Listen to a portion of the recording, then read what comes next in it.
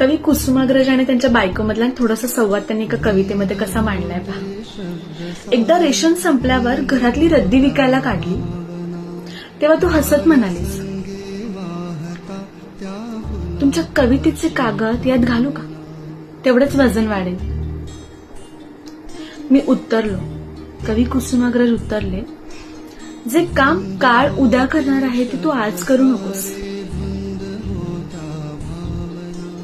तुझ्या डोळ्यात अनपेक्षितपणे आसवं तरतरलं